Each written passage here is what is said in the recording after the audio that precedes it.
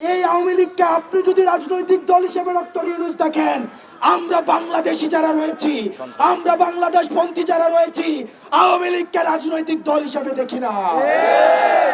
শাপলা হত্যাকাণ্ডের মধ্য দিয়ে দাড়ি টুপিওয়ালা ইসলাম প্রিয় ভাইদেরকে রাতের অন্ধকারে হত্যা করেছে।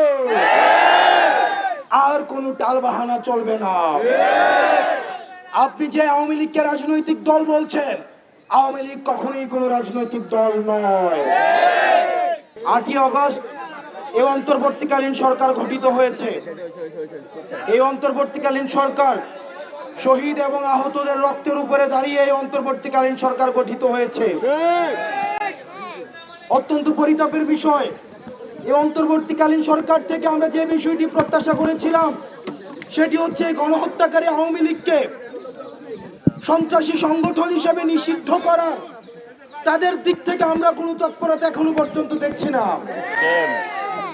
সংগ্রামী সহযোদ্ধা, আপনারা দেখবেন এই বিচারের কালেক্ষেপণের মধ্য দিয়ে আমরা সন্দেহ করছি অন্তর্বর্তীকালীন সরকার আওয়ামী লীগকে পুনর্গঠিত হওয়ার সুযোগ দিচ্ছে।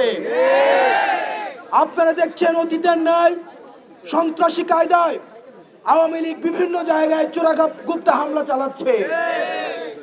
অতীতে যেভাবে আওয়ামী লীগ জানমালের জন্য এবং বাংলাদেশের জন্য হুমকি হিসেবে বিবেচিত হতো, যেভাবে আওয়ামী লীগ ভারতের এক্সটেনশন হিসেবে বাংলাদেশে ইমপ্ল্যান্টেড ফোর্স হিসেবে কাজ করেছে, এখনো পর্যন্ত সেভাবে কাজ অব্যাহত রেখেছে।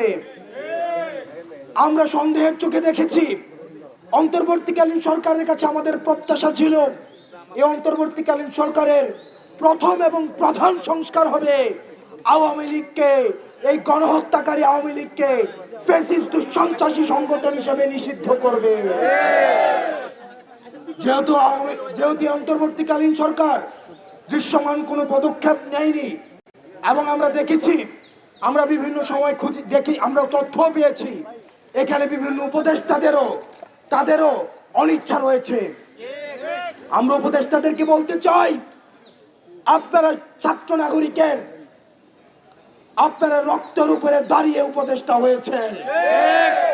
সুতরাং আপনারা যদি মনে করেন আপনারা আপনাদের কোটচালের মধ্য দিয়ে আওয়ামী লীগকে আবার পুনর্বাসন করবেন, সেটির চেষ্টা হয়েছিল বিদায় আজকে আবার আমরা যমুনার সামনে দাঁড়াতে বাধ্য হয়েছে। ডক্টর মোহাম্মদ ইউনূস, আমরা আপনার কাছে শ্রদ্ধার সাথে আমরা আপনার কাছে বলতে চাই, শহীদদেরকে সাথে নিয়ে, শহীদদের পরিবারদেরকে সাথে নিয়ে, আহতদেরকে সাথে নিয়ে আমরা বলতে চাই আর কোনো টালবাহানা চলবে না। আপনি যে আওয়ামী লীগকে রাজনৈতিক দল বলছেন, আওয়ামী লীগ কখনোই কোনো রাজনৈতিক দল নয়। আমরা দেখেছি স্বাধীনতা পরবর্তী সময়ে বাকশাল কায়েমের মধ্য দিয়ে দেশে এক ধরনের গণতন্ত্র পরিবর্তে শেখ মুজিব মাফিয়াতন্ত্র চালু করেছিল। আমরা পরবর্তীতে দেখেছি আমরা শেখ মুজিব নিজস্ব বাহিনী দিয়ে জাসদের 30,000 নেতা কর্মীকে হত্যা করেছে।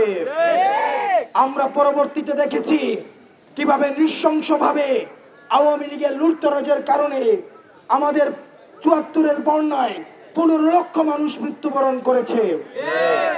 আমরা দেখেছি পরবর্তী সময়ে যখন হাসিনা ক্ষমতায় এসেছে, হাসিনা শুধুমাত্র ক্ষমতায় থাকাকালীন নিজে শুধুমাত্র ফেসিবাদী আচরণ করেছে, বিষয়টি এমন নয়। ক্ষমতার পূর্বেও আমরা লগি বৈঠার আচরণ আমরা হাসিনার কাছ থেকে আমরা দেখেছি। লগি বৈঠা দিয়ে বাইতুল মুকাররমের সামনে পিটিয়ে পিটিয়ে মানুষ হত্যা করতে আমরা দেখেছি। ক্ষমতার স্বাদ পাওয়ার সাথে সাথে 2009 সালে আমাদের ফার্স্ট লাইন অফ ডিফেন্স দেশপ্রেমিক আমরা দেখেছি যে বিডিআর সদস্যদেরকে হত্যা করা হয়েছে। আমরা দেখেছি পরবর্তী সময়ে এই আওয়ামী লীগের হাতে রক্ত লেগে রয়েছে।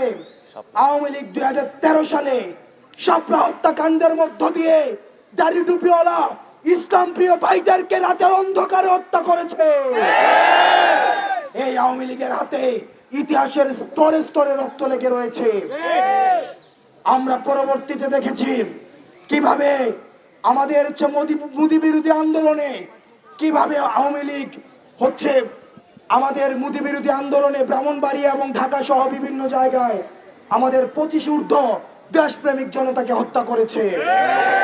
প্রিয় সহযোদ্ধা, জুডিশিয়াল কিলিং এর মধ্য দিয়ে আমরা দেখেছি, জুডিশিয়াল কিলিং এর মধ্য দিয়েও আমাদের দেশে নাগরিকদেরকে হত্যা করা হয়েছে, আলেমুল আমাদেরকে ফাঁসিতে ঝুলানো হয়েছে।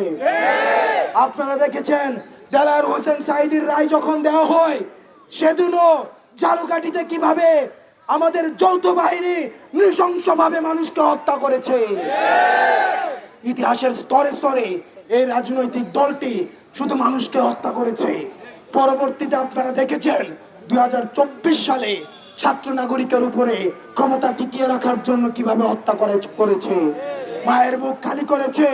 আপনারা দেখেছেন শত শত স্ত্রীকে বিধবা করেছে, শত শত মাকে সন্তান হারা করেছে। আমরা এই আওয়ামী লীগকে আপনি যদি রাজনৈতিক দল হিসেবে ডক্টর ইউনূস দেখেন, আমরা বাংলাদেশি যারা রয়েছি, আমরা বাংলাদেশ পন্থী যারা রয়েছি, আওয়ামী লীগকে রাজনৈতিক দল হিসেবে দেখি না। আপনি দেখেছেন এই রাজনৈতিক দল তথাকথিত আওয়ামী লীগ সন্ত্রাসপন্থী দলটি কিভাবে 3টি ইলেকশনকে, একটি ইলেকশন হয়েছে আনকন্টেস্টেড ইলেকশন, একটি ইলেকশন হয়েছে মিডনাইট ইলেকশন, পরবর্তী ইলেকশন হয়েছে আমি ভার্সেস ডামি ইলেকশন। ইলেকশনকে কিভাবে কুক্ষিগত করেছে, গণতন্ত্রকে কুক্ষিগত করেছে। এই আওয়ামী লীগকে যে রাজনৈতিক দল বলবে, আমরা তাকে বাংলাদেশ পন্থী মনে করি না।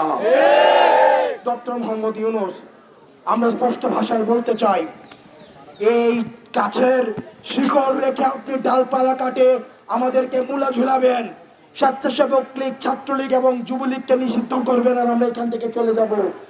যতক্ষণ না পর্যন্ত আওয়ামী লীগকে, ফ্যাসিস্ট গণহত্যাকারী আওয়ামী লীগকে সন্ত্রাসী সংগঠন হিসেবে ঘোষণা দিয়ে নিবন্ধন বাতিল করে রাজনৈতিক কর্মসূচি নিষিদ্ধ করার মধ্য দিয়ে তাদেরকে নিষিদ্ধ করা হয় এবং বিচারিক প্রক্রিয়া সুস্পষ্ট রুটম্যাপ আমাদের সামনে উপস্থাপন করা হয়, ততক্ষণ পর্যন্ত আমরা এই রাজপথ ছাড়ব না।